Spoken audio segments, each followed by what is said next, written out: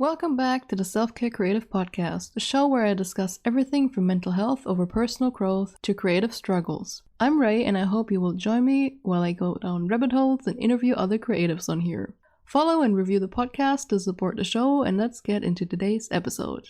Hi.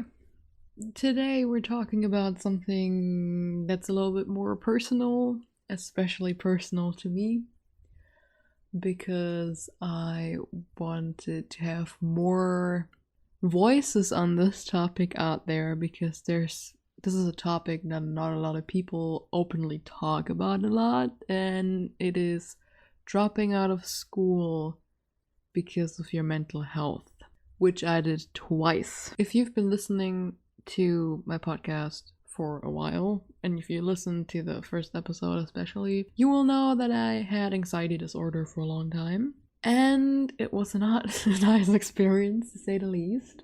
And one of my main triggers used to be like school related.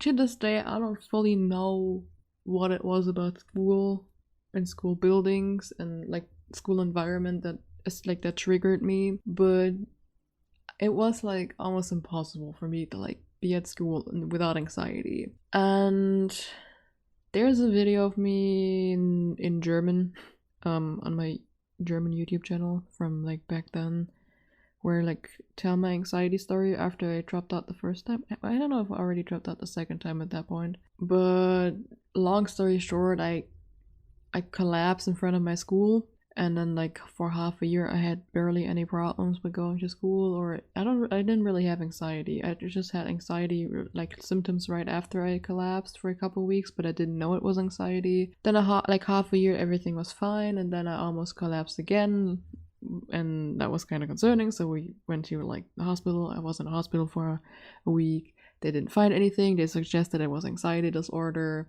And I didn't believe it at first, and the more I was like researching on it, the more I was like, yeah, that's probably what it is. And then from then it just kind of got worse.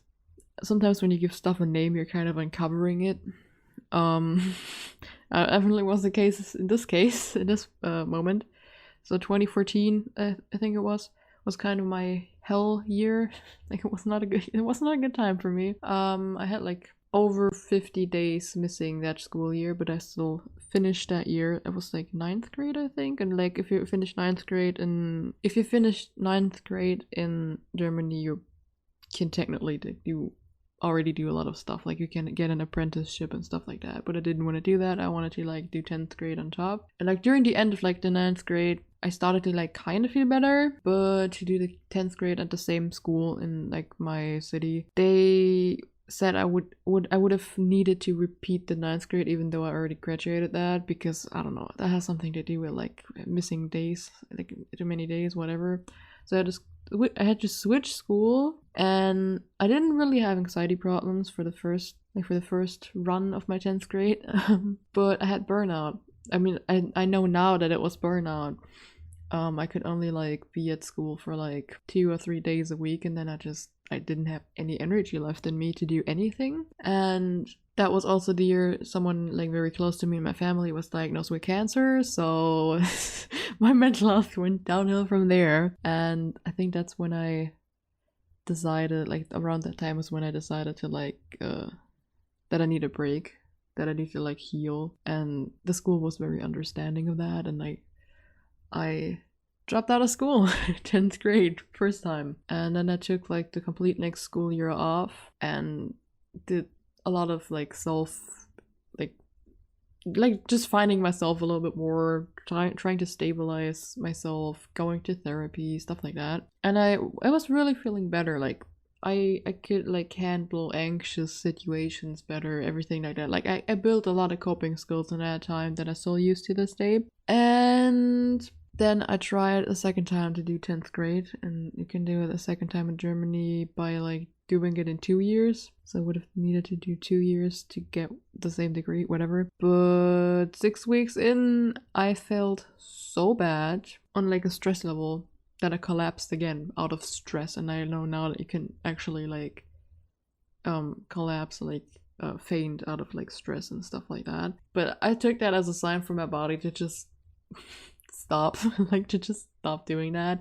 So I dropped out a second time, which I got so much shit from several therapists when I told them that story, like since then, because you should face your fears, and that's a whole different topic. I'm so mad when like that the view of in therapy is still that you need to like do exposure therapy to like heal anxiety, which is not true for everybody, but anyway. But yeah, I dropped out twice within 3 years, and now like just last year I pretty much healed my anxiety. I still have like mental health issues, of course, but I don't really have panic attacks anymore. When I'm outside, I'm not feeling anxious. I can do stuff that I never did before without feeling more than the general nervousness. And I'll talk about that a little more in a episode on its own, because I got hypnosis and that's what helped me. And hypnosis is not talked about a lot, so I will definitely make an episode about that too. But I really want to talk more about like prioritizing your health over school. I know there are people from the US listening to this podcast, and in the US this is way more complicated than like in Germany, because in some cases you pay for school and stuff like that, and your laws are different. But yeah, how was that for me? Was it hard? Was it hard for me to the first time to drop out? No, because I was so miserable at that point. It was like the only decision that felt like right for me at some point. It was like so bad, like it was when I was burnt out, right? And when you're burnt out, there is no other way than removing yourself from the thing that's burning you out, right? So the only thing that I felt during that time was the guilt that society puts on you if you're dropping out of school, because it automatically means, oh, you're a failure. We already talked about fear of failure in the fear of failure episode. That is bullshit, because failure is just a life lesson. And to this day, I think it was a good decision that I did that. It was very detrimental to my mental health to like take a step back and yeah, just find myself a little bit. In that year, like I made a lot of friends, I did a lot of stuff, I experienced a lot of stuff to rebalance myself. And yeah, my health was more important than school, and thankfully I had like a somewhat supportive family. Like my mom was very supportive of it, at least, and that's the most important part for me. So like, yeah, like there was no other option than dropping out for me, because everything else would have just been pure like pressure and making it worse. Like pushing myself through that school year would have literally, I don't know, that would not have ended well, I can tell you that. I would have probably ended in the hospital because I overworked myself to like exhaustion. How did I feel the second time? Like, was the second time hard because it was the second time? I think I needed a little bit longer to decide that one, because you don't want to do the same thing twice. And definitely I had to think about that twice, because yeah, you just don't want to fail twice at the same thing, and you're disappointed because you didn't overcome the root of the issue. Obviously, like I just learned to live with it, but learning to live with anxiety, like yeah, for a lot of people that works, but for people that have a trigger that they go to every day, then that needs to work on the root. So yeah, after I made the decision though, and it was set in stone, I didn't feel bad about it anymore. I knew I had like work to do to actually like solve the issue. The thing is, when you got therapy in Germany and finished therapy, which I did just weeks before I dropped out a second time, you need to wait for 2 years before you can go to therapy again, at least in a way that's like paid for by the universal healthcare insurance. So I went 2 years just trying to learn coping mechanisms by myself and with workbooks. That taught me a lot. I wouldn't recommend it to anyone else. You can still try to get therapy if you're in Germany, even within those 2 years. In case you didn't know, I did learn that a little bit too late. But yeah, I think there's a lot of shame involved, and I'm glad that I'm emotionally very mature and I could deal with that for the most part. That like there was a lot of pressure and shame from adults to be like, yo, you should like fit in, because I didn't really care about like people my age. I was like, yo, this is like my life and whatever, like you will have your problems when you're maybe in your 30s or 40s. I have them right now. And I only like looking back, I'm having a big judgment for adults having like a side eye for that. Like, how dare you prioritize your health in a mature way at that age. Like that's how I felt. I also wanted to add I didn't do nothing in those years. After I dropped out the second time, I instantly pretty much signed up to do like that degree, whatever, the certificate, I think it's called in English, in like over like an online course, and I did that for like 3 years. Usually you could do it in 1 or 2 years, but like you can leave yourself time, and I did that. And safe to say, I got that certificate in the end. Like, I dropped out twice, but I still got it now. I wrote the exams for it this year in spring, and I got it, and I'm in the course for the next higher certificate now, and I really hope I will be able to get that, and it's not gonna be too hard for my mental state to like learn a shit ton of stuff and then just use it for the exams once and never need it again. Trying is always an option. But yeah, what has this taught me? What has dropping out twice because of mental health? What has that like taught me? Well, for one, that our mental health system across the world works on a pretty shallow level, because pretty much all you're told to do when you have anxiety disorder is just exposure therapy. Like, yeah, put yourself into situations that make you feel bad and then use your coping skills to like calm down. And that helps with surface level stuff. And yes, it helped, like clearly it helped me to like graduate 9th grade.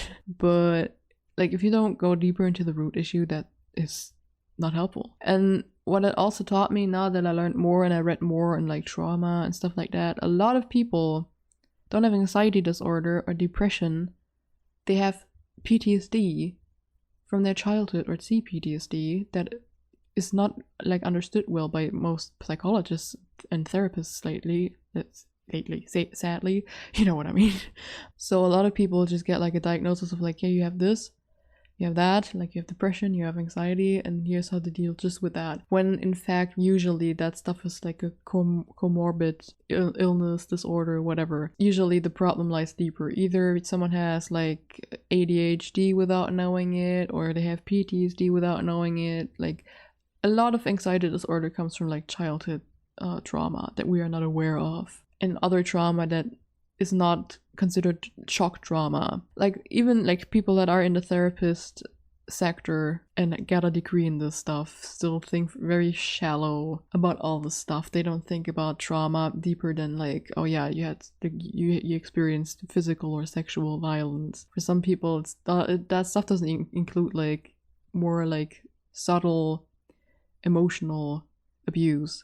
Yeah, I don't know. It's just very weird. Like, it's researched for a while now, and attachment styles are a very easy concept to teach to like someone in therapy, and how to like work with it. Is like, I found resources for all of that online because I didn't have a therapist in that time, and all of those resources go deeper than oh yeah, you have this, and exposure therapy, there you go. And like I said, in the end, what helped me was like hypnosis, which is going into your subconscious and integrating the trauma that caused the anxiety disorder. And I still think it's a comorbidity of trauma for me. So I still have to work on like the trauma where it came from, even though it's like the specific situation that triggered my anxiety in the now, that was like probably my childhood, is integrated now. That doesn't mean the rest trauma that I have couldn't still like trigger anxiety later in life if I don't work on it now. Mental health systems across the world are pretty shallow in the way they function, because I have never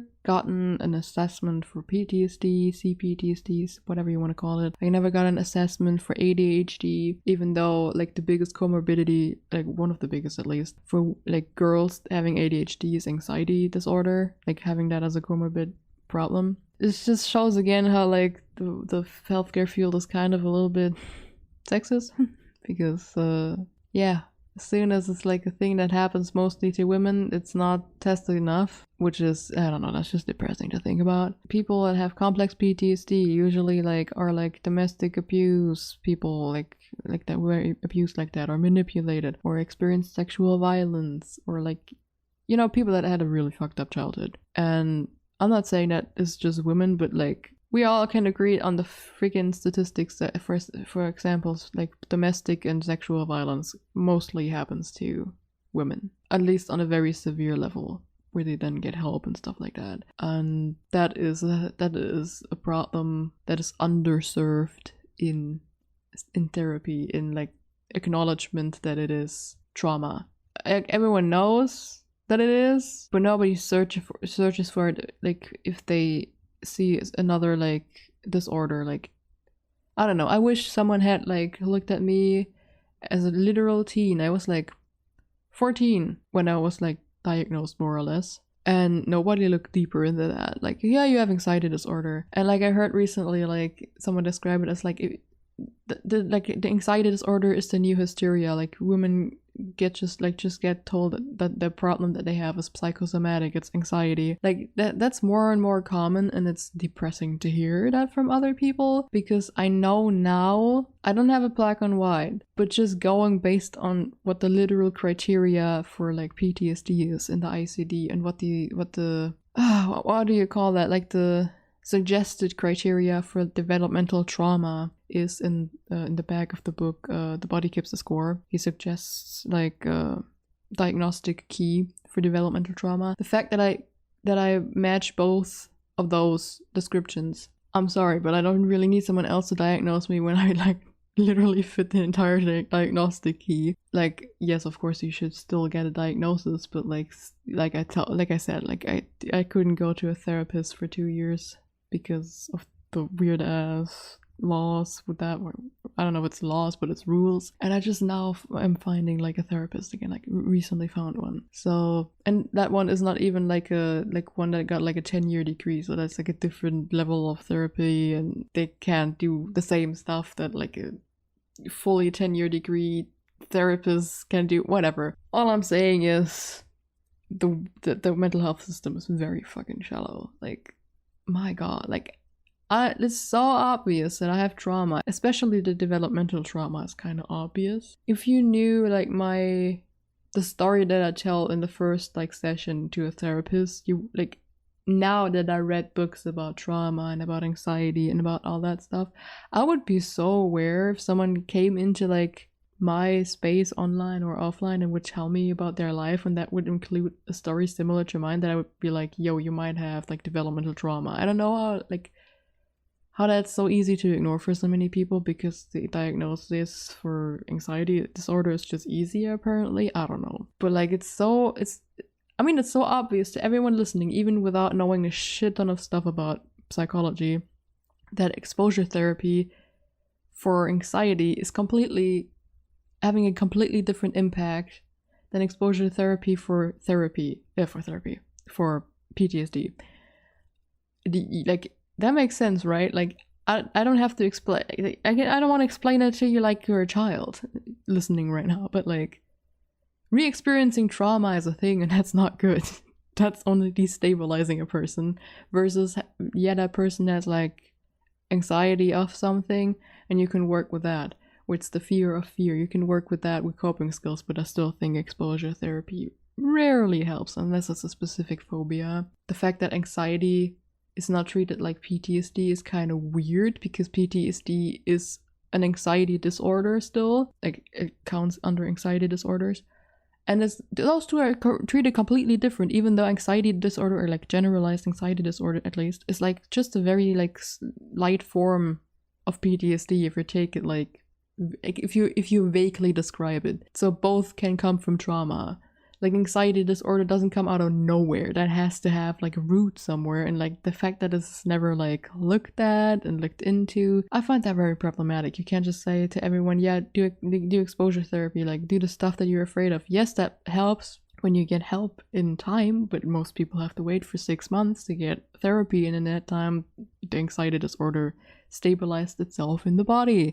So yeah, whatever. I don't know. I have my problems with exposure therapy. Now that's like the basics, like the first thing that comes up. Like, yeah, I don't know. Coping skills are important, and making it possible for the person to have a normal life again is important, but exposure therapy is definitely not the first thing people should like think of. And it's kind of weird that it's taught like that to most therapists, but whatever. Another thing that I learned from dropping out like that is that there's always a plan B. It was terrifying every time I made a decision like that, and I made several scary decisions around my dropping out stuff too. But I learned there's always like a plan B. Like, doesn't matter how I decided, there was always like another option beyond that for me. For example, online school. I could do the online prep course, and I wrote the exams like this year. I also like the fact that I now know that you can have 3 to 5 years of experience in a niche, and if you have that experience, you can actually get a degree in that field in Germany in like specific universities, which is really cool. Like if I would have worked a job all this time in a specific field, I would have been able to be like, yo, I want to get a degree in this, which is really cool.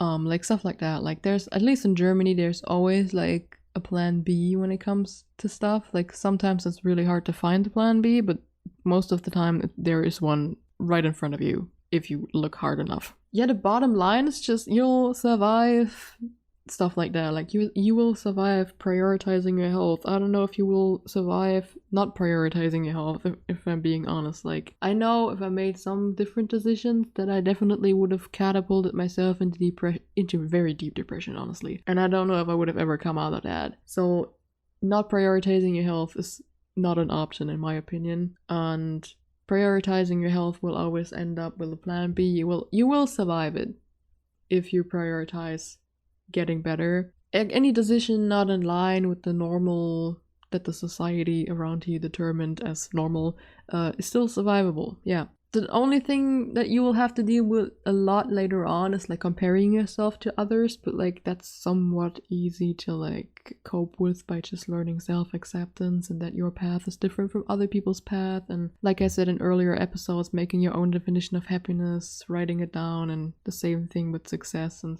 stuff like that.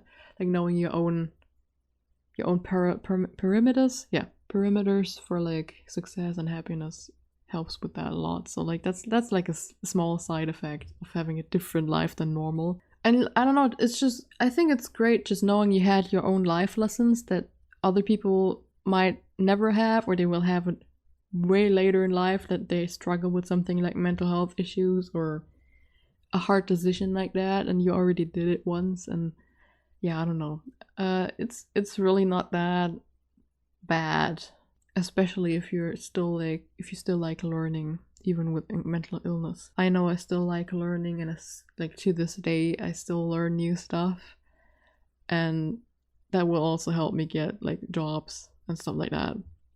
So it doesn't always have to be just about like your experience and your degree or whatever you have, certificate, diploma, whatever. There's names for all of that stuff, but I don't know, I think it actually shows your endurance and what you love, no matter if you're like dropped out of school or you quit a job. Like if you still got to like the finish line some way, or like the finish line that you want to reach, then I think that tells a lot about your endurance. Like I know it tells a lot about my endurance, that I needed 6 years to get this like diploma, certificate, whatever. 6 years. But I still got it. That tells a lot about my endurance. Like I found a way to still get it. And that goes for pretty much any goal. Like if you have as a goal to like have a specific job, you can still like get there.